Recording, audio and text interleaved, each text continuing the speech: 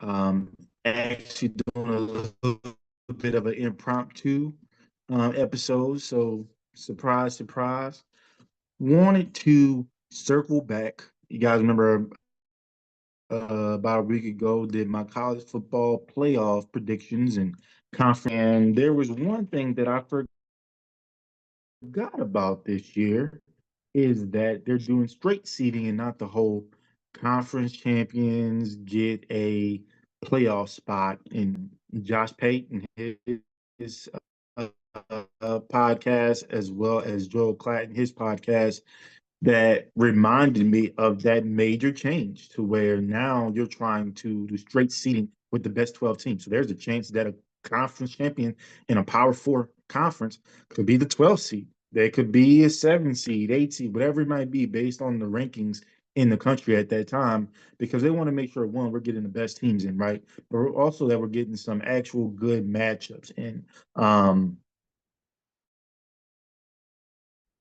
And so with that in mind, I wanted to kind of make some changes, some major changes. There's going to be, I will say this, my conference champs are the same, both Power Four and G5, but I did remove some teams that I initially had and added them and reseeded and things like that.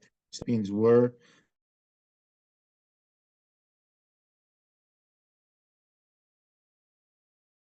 in the SEC, Bama defeating Florida in the SEC championship game.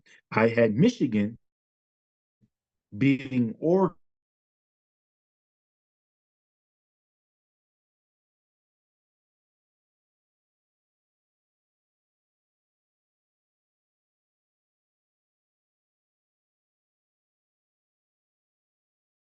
in the Big Ten championship game, and I had Utah in the conference championship game. And my initial Bama, Clemson, Utah. So I give the buys to the Power. I had Oregon at 5. I had Florida State at 6. I had Florida at 7.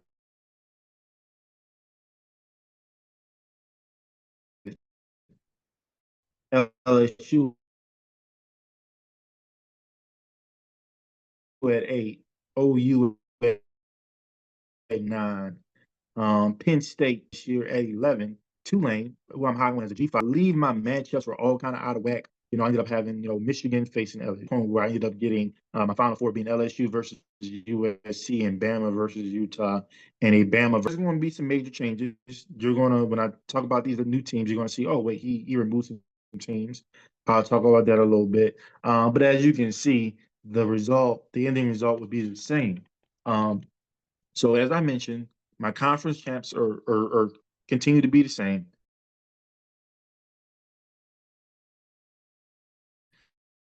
Um, I still have Michigan as the top seed. I have Bama as the second overall seed.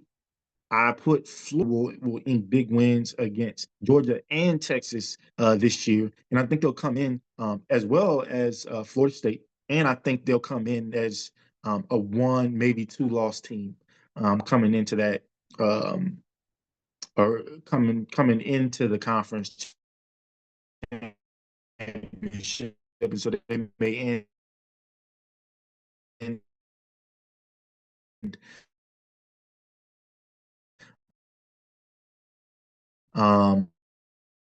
10-3. You know, lose Alabama at 9 or 10-3, but they have not have making a playoff at this time. Some two loss teams. I think they're going to be. I think I think LSU may end in the year at 10-2. I think OU may end the year at 9-3, but have some big wins, especially a big win over Texas head to head, right? So if OU and Texas are both 9-3, OU may have that advantage. I think Georgia is going to be maybe a three-loss team. So those are some of the things that kind of go into that, right? That's why I don't have Texas or UGA get in, depending on how their schedule shakes out. But um, as the 4 seed, so 3 of my 4 conference champs, Power 5 in my top 4 getting the bye is Utah out of the Big 12. So I kept that the same. 6 seed, I put Utah. 7 seed, I put LSU. 8 seed, Penn State. 9 seed, Oklahoma. 10 seed, Notre Dame. 11 seed, USC. And 12 seed, Tulane. So with that being said, who are some of the teams I took out? Florida State. Um, Thinking it over and over and over again. I was just like, Florida State's going to be better. Obviously, getting back to the ACC championship game, but I think they was kind of thinking, and that ACC championship loss gives them a fourth loss of the year, and so they kind of get booted out. And so the way that works, the 8 seed will play the 9 seed, 5 seed playing the 12.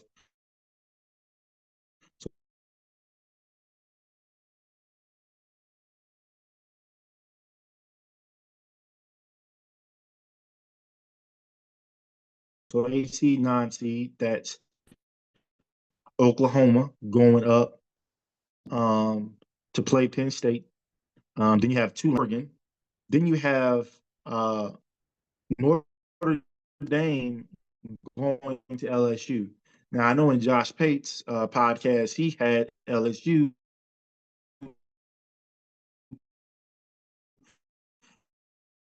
going to Notre Dame and Notre Dame winning that, and I have LSU winning that matchup. And then Utah having an old Pac-12 battle. I actually picked the home teams and all 8. OU is going to be a really good game. I just happen to trust their quarterback a little bit more, but John Mateer is a guy that has made a name for himself. He's one of the reasons why Oklahoma got him is because he's a guy they believe that can lead them to back into the national title picture. That Brett Venables' defense is always a monster to deal with. Trust me, as an Alabama fan, I've dealt with it last year, obviously, but I've dealt with it in 2 national championships, right? So, or 3 national championships, but 2 national championship losses to be exact. So OU would definitely be vulnerable.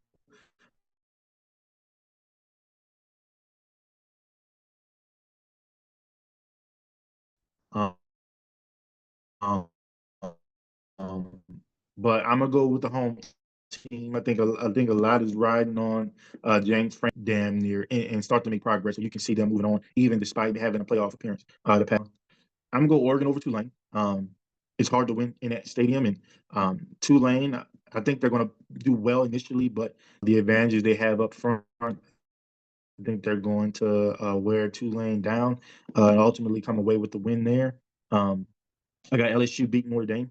Again, trusting the quarterback more. I trust Garrett Nussmeier a lot more, especially at home, than I do Notre Dame, who hasn't even named their starting quarterback at that point in time, or at this point. It's going to be hard for uh, Love to get some running lanes going. I am confident that LSU's run defense will be a lot better than they were last year.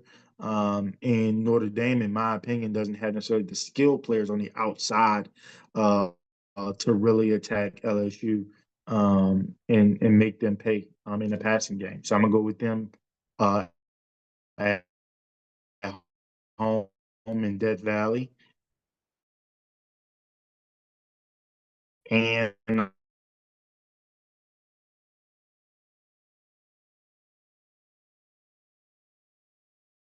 gonna go with Utah over USC. Again, it's crazy. I had USC. I'm gonna go with Utah. I'm a big fan of Utah, who I had in the Final Four, right? And I just like their brand of football. Yeah, they have some question marks at the quarterback position themselves, but the way they run the football, the way they play defense, if they can stay healthy this year, quite a presence in their first year in the playoff.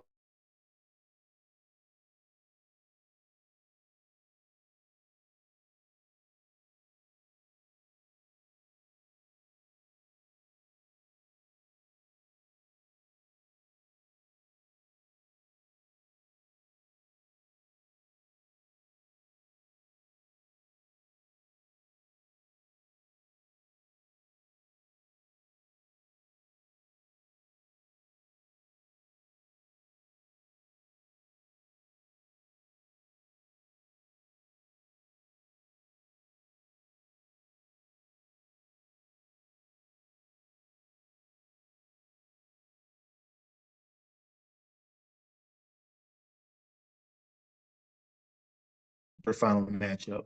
Like if we're going playoff, let's go playoff. This neutral site BS, which essentially gives the visiting team an advantage, in my opinion, because you're not, it prices out your real fans. It definitely prices out your student body, so you can't have that rabid part of your fan base there. Um, I think that's a disadvantage to the top four seeds. What's the point of me earning a bye if I get no advantages? The teams that have the immediate what was that? One, two, three, four. The immediate four seeds after us, they get a home game. They get to put on in the playoffs for their fans, but we don't. That's embarrassing, really. And they need to fix that next year. But we have what we have. And so with that being said, I think if we were in the shoot, or I mean, if we were in the big house. Sorry, I would pick Michigan in this. But neutral site, we know Penn State fans travel well. I'm gonna go Penn State, largely because I trust Drew Aller more um, than I do Bryce Underwood right now, who's more than likely gonna be the starting quarterback. And I trust James Franklin more than I trust Sharon Moore right now. And so I'm gonna go with Penn State to win a big game, right? Get themselves back to the semifinals. So looking forward to seeing that. Clemson and Oregon. I'm gonna go with the home team or the home team, right? Um, Again, I trust the quarterback more. When we get to the playoffs and this deep into it, it's about who has the better leadership at that quarterback position. Who's a coach that I can trust more in big games. And there's not too many better ball coaches in big games than Dabo Swinney, right? Um, I mean, he even took Texas toe to toe last year in the playoffs. A few plays go their way, they're probably winning that game. But I'm going with Clemson to beat Oregon. I'm going with Bama to beat LSU. There's no surprise there. And I actually have Utah beating Florida.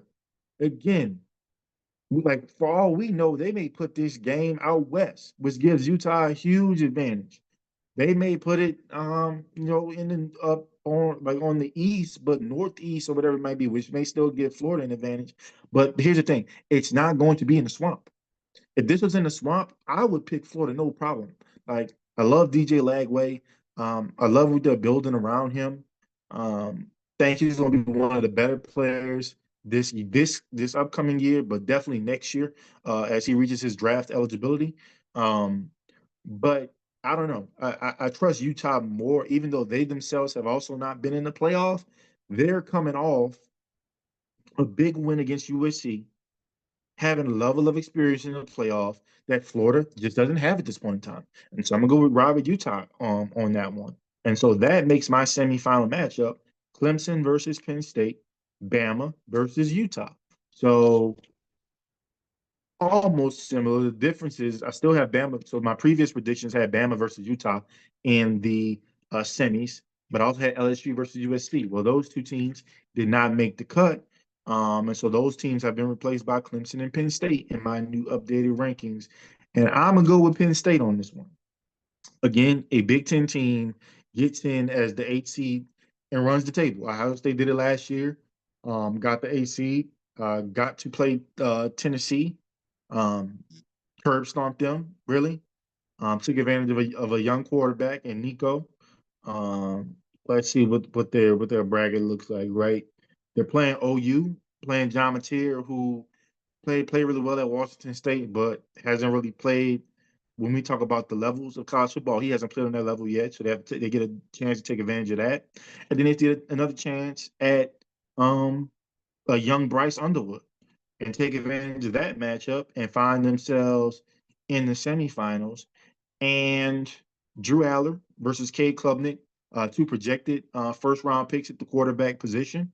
It's going to be beautiful to watch. I think this is going to be one of the better games in college football playoff history. I will say the team that has the ball last, in my opinion, will win this. It would not surprise me if it's one of those overtime thrillers. But this is going to be a really, really good matchup. But I just went with Penn State. Bama, you're going to get Utah tough nose. Um, Definitely want to run the ball. Want to try to keep the ball away from what I believe will be a high octane Alabama offense. But Alabama is also bringing a level of aggressiveness, right? With the stable of running backs that they have. I don't think they're going to be asking Ty Simpson to do a whole lot this year. I think. Sorry about that. I think he's going to do really, really well this year. Have a really good season. Wouldn't surprise me one bit if he's a Heisman finalist.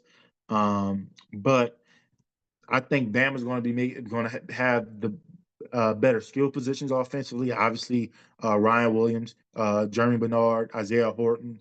And then I think we have that offensive line that can lean on you. And then I think on the opposite side of the ball, we have some playmakers on defense. I think we're going to force maybe a couple turnovers, and that's going to be what really decides the game. And Alabama ends up kind of pulling away by 10 or 13. So then I got Bama versus Penn State. And look, DeBoer in big games obviously did a ton out of Washington that showcased that he could play with the big boys and some of these higher profile head coaches, right? I think he does the same thing to James Franklin. I think Bama wins. I won't say handedly, but I think Bama kind of leaves a little bit of no doubt in this matchup. I think they kind of jump on Penn State a little bit early, and Penn State uh, they kind of chink their way, or chip their way back into the game, but just never really being able to get over the hump. And so I think Bama again wins your national title. So shout out to Pate and Clat for giving me a little bit of education of how this new college football playoff structure will work. At the end of the day, I'm glad I still got Bama as the national champion. I do think I got a really good matchup. And hell, for all we know, the seeding may change. USC may make it all the way to the final, like I had in my initial prediction. UGA and just the strength of their schedule, if they could squeak in as a three-loss team, perhaps. Texas possibly the same. So those are two teams I didn't have in there. Ohio State I didn't have in there. I think they're gonna kind of fall off a little bit this year.